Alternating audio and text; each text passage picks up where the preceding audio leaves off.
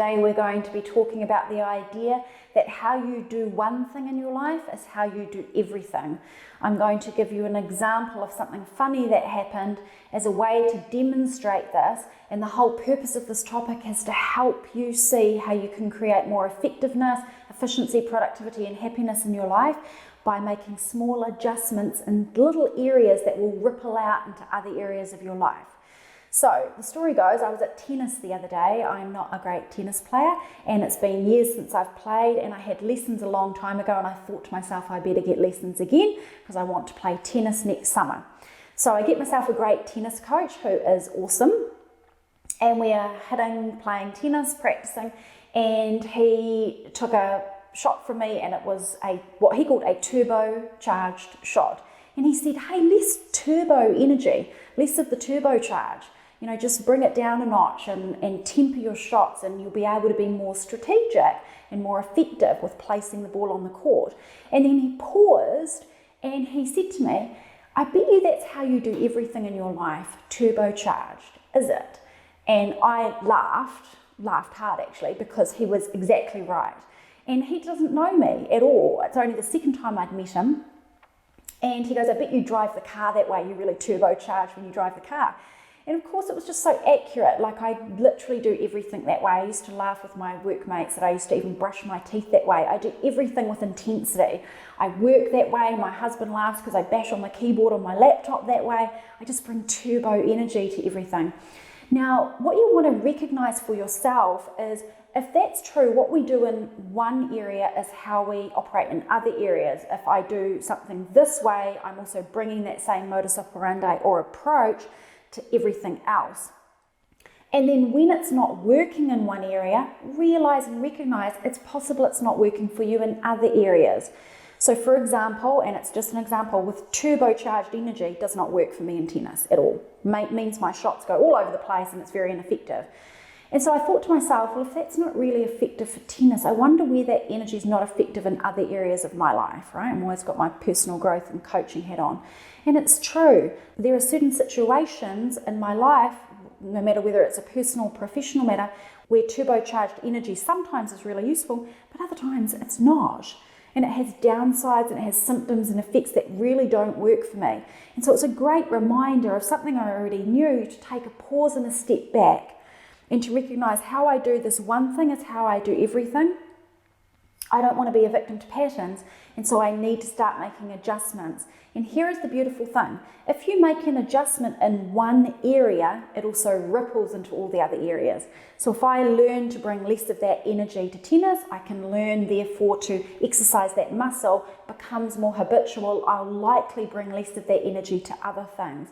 Helps you to be more mindful. So for example, with you, if you notice that you are impatient, for example, if you're impatient with your goals or impatient with people, it's likely you're potentially impatient in other areas of your life.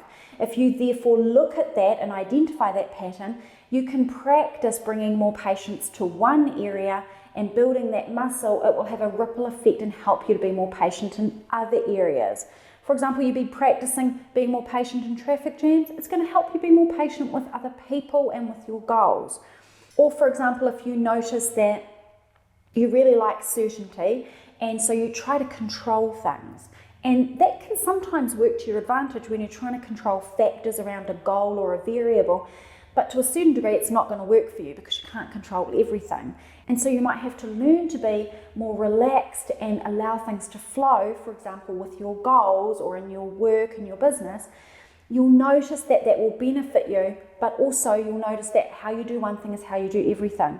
If you've been controlling in this area, maybe you've been controlling of other people or other situations or other aspects of your life. As you practice going with the flow more and being less controlling, it will flow into these other areas, helping you to be more relaxed and allowing in these other aspects of your life. So I want you to take this for yourself and have a think about this idea, how I do one thing is how I do everything. Is that true for you? Can you see areas where you have a approach or a modus operandi which does not work for you? And it's not working in a specific area. Look in the other areas of your life and see if you bring the same energy, the same approach, and it also doesn't work for you. You want to know that so you can start practicing an alternative, and you don't have to necessarily practice it every minute of every day in every area. Pick one area of your life to practice that new way of being, and know that you'll get massive payback if you do. It will affect that area. Like, for example, me bringing this turbo to my tennis affects that one area, ups my tennis game, but also you're practicing the muscle of that new habit, that new way of being. It will then show up and flow into these other areas of your life. I also want you to think about the fact that we can use a positive alternative to this. So that's talking about changing something that's not working for us. If you just want more joy in your life, or you just want to be more focused on gratitude, like a positive ritual that you want to introduce, how you do one thing is how you do everything. So just practice it in one area. Practice more joy in one area. Practice more gratitude in one area. And as you do, you're building the muscles of joy or gratitude, and it will start to ripple into the other areas of your life, right? Because of course we are the common denominator in our lives. So there is only us and our ways of being, and then we show up in all the different situations. Therefore, when we make a shift in ourselves in one space, it can't but affect all the other areas of our life, because we get changed and we show up with those positive changes, ready to let that unfold in various areas of our lives.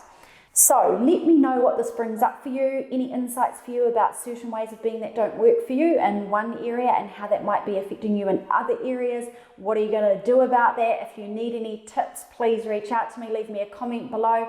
If this has been useful, please do subscribe if you're here on social media, and I'm looking forward to seeing you again really soon for more daily inspiration with Bea.